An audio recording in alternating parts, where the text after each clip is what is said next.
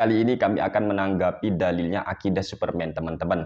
Yaitu orang yang meyakini bahwa Allah itu ada di atas langit. Ketika kita itu berada di tempat yang lebih tinggi, maka kita akan lebih dekat dengan Allah. Itu kan akidahnya Superman.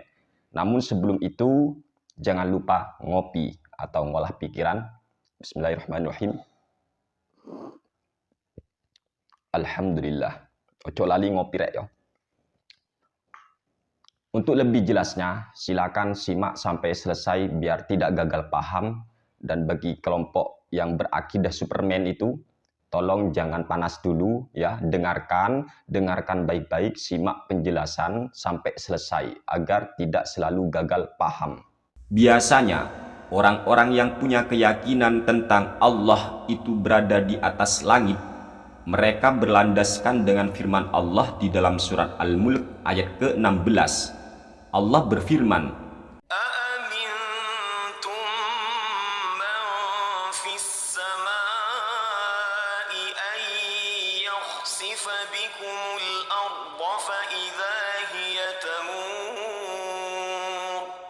artinya, apakah kalian merasa aman dari zat yang di langit, yaitu dari bencana dibenamkannya bumi olehnya bersama kalian ketika tiba-tiba ia terguncang. Inilah ayat yang sering dijadikan rujukan atau dalil oleh akidah-akidah Superman, oleh akidah yang meyakini Allah itu ada di atas langit. Jadi ketika kita berada di tempat yang lebih tinggi, maka kita berada di posisi yang lebih dekat dengan Allah. Itu akidahnya Superman dengan dalil ayat ini. Sebenarnya, bagaimana maksud dari ayat tersebut? Dalam hal ini, seorang mufassir, Al-Imam Al-Qurtubi rahimahullahu ta'ala, beliau menjelaskan dalam kitab tafsirnya, yaitu Tafsir Al-Qurtubi, tentang maksud atau pemahaman ayat tersebut dengan benar. Qultu wa yuhtamalu ayyakunal ma'na a'amintum khaliqa man fis sama'i ayyakhsifa bikumul arda kama khasafaha biqarun. Artinya, saya, kata Imam Al-Qurtubi, saya berpendapat makna ayat tersebut diihtimalkan atau dipahami dengan a'amintum khaliqa man fis sama'i, apakah kalian merasa aman dari pencipta makhluk yang di langit? Jadi di dalam ayat itu ternyata menurut Imam Al-Qurtubi menyimpan ataupun membuang mudhof dan takdirnya kalimat tersebut adalah khaliqa man fis sama'i, pencipta makhluk yang di langit. Dalam artian bukan Allah yang tinggal di langit, melainkan makhluk yang diciptakan oleh Allah berada di langit. Contohnya seperti para malaikat. Kemudian Al-Imam Al-Qurtubi, beliau mengutip pendapat dari para ulama yang ahli tahqiq. Wa qala al-muhaqqiquna a'amintum man fawqas sama'i ka qawlihi fasihu fil ardi ay fawqaha la bil mumasati wat tahayyuzi lakin bil qahri wat tadbiri. Jadi menurut para ulama yang ahli tahqiq, maksudnya adalah bukan berada atau tinggal di langit dengan adanya sentuhan zat atau mengambil sebuah ruang, tetapi maksud ayat itu adalah Allah itu menguasai atau mengatur langit. Wa qila ma'nahu amintum man alas sama'i kaqoulihi ta'ala wala usallibannakum fi judhu'in nakhli ay 'alaiha, wa ma'nahu annahu mudiruha wa malikuha kama yuqalu fulanun alal iraqi wal hijazi ay waliyuha wa amiruha. Dikatakan makna daripada ayat tersebut sebenarnya mengatur langit dan penguasa atau pemilik langit, seperti halnya ucapan fulan alal iraqi wal hijaz, maksudnya adalah si fulan penguasa dan pemimpinnya Irak atau Hijaz. Wal akhbaru fi hadzal babi katsiratun sahihatun muntashiratun musyiratun ilal uluwi la yadfa'uha illa mulhidun au jahilun mu'anidun. Wal muradu biha tawqiruhu wa tanzihuhu anis sufli wat tahti wa wasfuhu bil uluwi wal azamati la bil amakini wal jihati wal hududi li'annaha sifatul ajsami. Artinya, dan beberapa khobar tentang masalah bab ini banyak.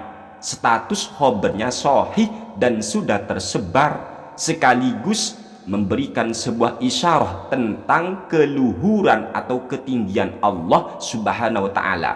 Tidak ada orang yang akan menolak hal tersebut kecuali kaum ateis atau orang yang tidak percaya Tuhan atau orang bodoh yang menentang.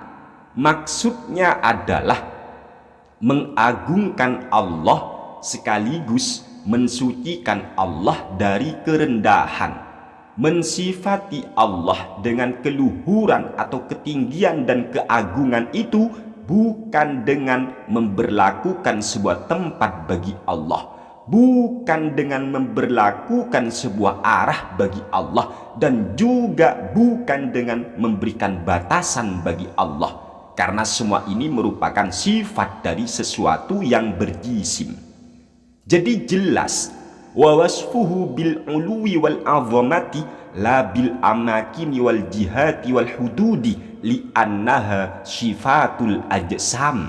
Jadi mensifati Allah dengan keluhuran dan keagungan itu bukan dengan bil amakin. Jadi kita tidak memberlakukan tempat bagi Allah. Begitu juga dengan wal jihati, kita tidak mungkin untuk memberlakukan arah bagi Allah. Wal hududi, apalagi memberikan batasan bagi Allah. Kenapa? Li'annaha sifatul ajsami. Sebab semua ini, tempat, arah atau batasan, merupakan sifatnya sesuatu yang berjisim. Lalu oleh Imam Al-Qurtubi dilanjut, ketika kita berdoa mengangkat tangan ke langit, bukan berarti Allah di langit, tidak. Akan tetapi kita ini mengangkat tangan saat berdoa ke langit dikarenakan langit itu tempat turunnya wahyu, tempat turunnya hujan, tempat yang suci, tempatnya para malaikat, makhluk yang disucikan. Wa ilaiha turfa'u a'malul ibadi, dan ke langit juga amal-amal seorang hamba itu diangkat. Wa fauqaha arsyuhu wa jannatuhu, dan di atas langit ada arsy dan surganya Allah. Kama ja'alallahul ka'bata qiblatan lid-du'a'i was-sholati, sebagaimana Allah juga menjadikan Ka'bah sebagai arah untuk berdoa dan arah sholat. Wali annahu khalaqal amkinata wa huwa ghairu muhtajin ilaiha, dan dikarenakan Allah itu pencipta tempat dan Allah tidak butuh pada tempat. Wa kana fi azalihi qabla khalaqal makana waz zaman, dan Allah itu tetap pada azalinya sebelum ia menciptakan tempat ataupun zaman. Wa kana fi azalihi qabla khalaqal makana waz zamana wala makana lahu wala zamana wa huwal ana ala ma alaihi kana. Dan sampai sekarang maka Allah juga tidak butuh tempat, tidak butuh zaman. Jadi tidak berlaku zaman dan tempat bagi Allah. Allah seperti azalinya. Jadi ketika Allah sebelum menciptakan langit, sebelum menciptakan arsy, sebelum menciptakan alam, itu kan gak ada sesuatu selain Allah sendiri. Maka seperti itulah Allah sampai kiamat atau sampai kapanlah. Jadi dalam tafsir Al-Qurtubi ini sangat jelas, jangan memberlakukan tempat bagi Allah, jangan memberlakukan arah bagi Allah. Sebab sebelum Allah menciptakan arah, tempat maupun yang namanya waktu, Allah itu tidak didahului oleh semua ini. Maka sampai kapanpun Allah tetap di zaman azalinya tadi.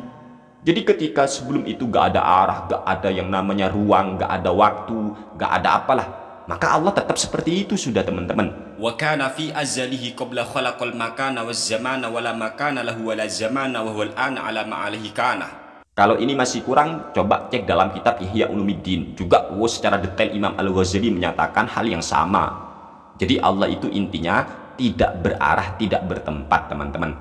Tidak berarah, tidak bertempat. Sebab berarah dan bertempat itu sifatnya makhluk.